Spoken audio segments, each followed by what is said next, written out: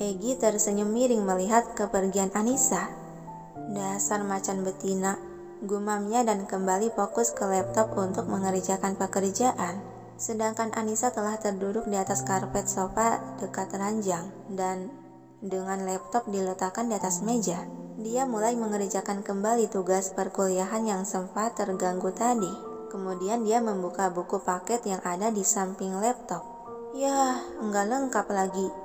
Si Egi punya enggak ya buku tentang materi ini? Di ruangan belajar dia kan udah kayak perpus, banyak banget jenis buku. Coba deh tanya dulu. Sambil memegang sebuah buku paket di tangannya, dengan mantap Anissa bangkit berdiri dan melangkah menghampiri lelaki tampan itu lagi yang ada di sofa televisi. Anissa mendekati meja yang digunakan si Egi dan duduk menyila di atas karpet. Dia menyikutkan kedua tangan ke atas meja dengan memangku dagu. Egi, suara Anissa mendayu seakan anak-anak mengajak main. Alis Egi terangkat sebelah merasakan bulu kuduknya merinding mendengar suara manis tak biasa dari gadis tersebut. Dia tersenyum mengejek menyembunyikan secercah kesenangan di hati kecilnya. Berhenti merayu, aku tak akan tergoda lagi olehmu. Galak banget. Dilembutin salah, dikasarin juga salah. Maunya apa sih ini bocah? Ocehan pelan Anissa dengan mulut memanyun sebal membuat Egi yang melihatnya menahan senyuman geli agar tidak terlihat ke permukaan. Dia kembali menatap layar laptop. Anissa menatap kembali pada lelaki tampan yang tampak fokus di hadapan. Sejenak dia menghela napas pelan sebelum memanggil nama lelaki itu lagi. Egi, si bocah sensitifan. Gumam Egi tanpa mengalihkan tatapan dari layar laptop. Punya jenis buku seperti ini enggak? Anissa menyodorkan buku paket tersebut ke samping laptop. Yang sekilas Egi melirik ke sampul buku paket tersebut.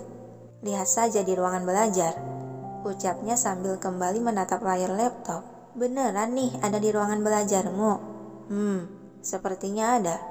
Wah, makasih banget loh. Girang Anissa seraya bangkit dari duduknya dan langsung capcus ke pintu ruangan belajar.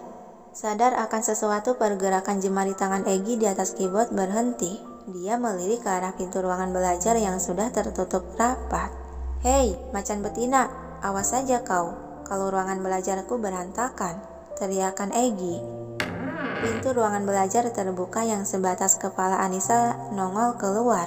Tenang saja bocah, aku pasti akan sulap ruanganmu menjadi kapal pecah. Goda Anissa disertai kedipan sebelah mata lalu kembali menutup pintu. Dasar macan betina genit, gumam Egi yang padahal hati kecil dia merasa senang, sampai menciptakan rona tipis di pipinya. Seseorang mengetuk pintu dari luar, mengalihkan perhatian lelaki remaja itu. Egi beranjak berdiri menghampiri ketukan pintu tersebut. Tuan muda Egi, panggil seseorang dari luar yang sepertinya seorang pelayan wanita.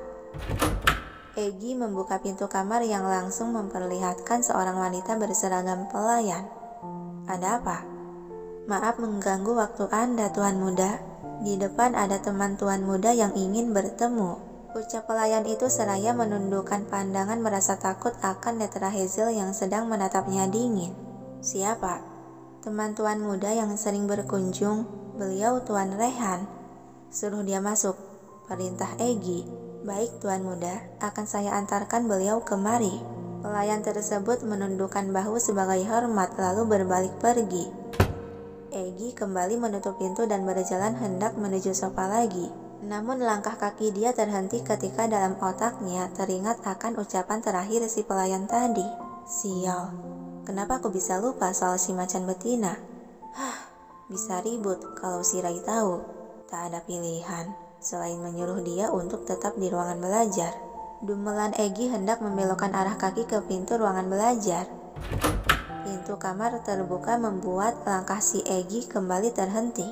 Raihan memasuki kamar setelah melontarkan ucapan pada si pelayan yang mengantarnya tadi.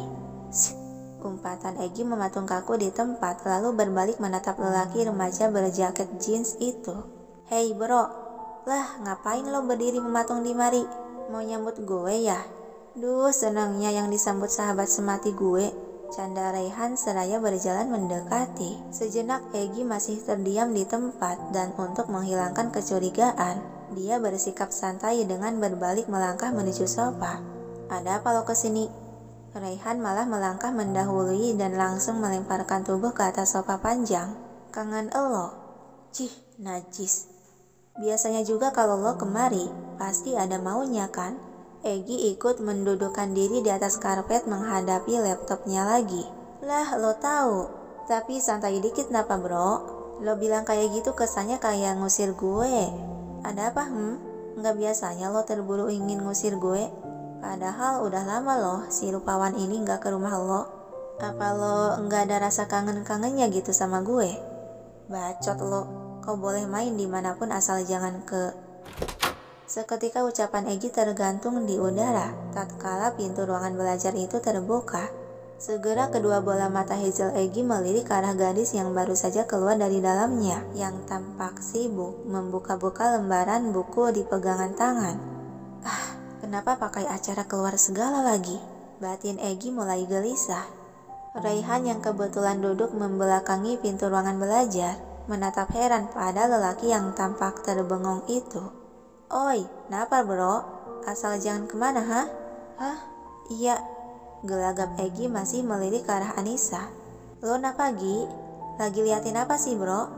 Melihat keanehan dari sikap temannya, Raihan menggerakkan kepala mengikuti arah pandang si Egy, yang seketika kedua mata dia melebar terkejut, sampai refleks Ray bangkit dari rebahannya. Dewi?" Mendengar nama panggilan yang tak asing di telinga, sontak kepala Egy bergerak kaku menoleh ke arah Ray. "Dewi?" Celetuknya lemah. Apa maksudnya wanita yang selama ini ingin didekati si Ray adalah dia? Batin Egy tak kalah terkejut. Anissa yang mendengar suara keras dari seseorang, seketika pergerakan dia terhenti lalu mengalihkan pandangan dari buku ke arah suara. "Kamu?" Anissa pun dibuat terkejut akan kehadiran lelaki yang dulu pernah dia kaburi itu. Bagaimana bisa si cowok ini ada di sini?" Batin Anissa berteriak.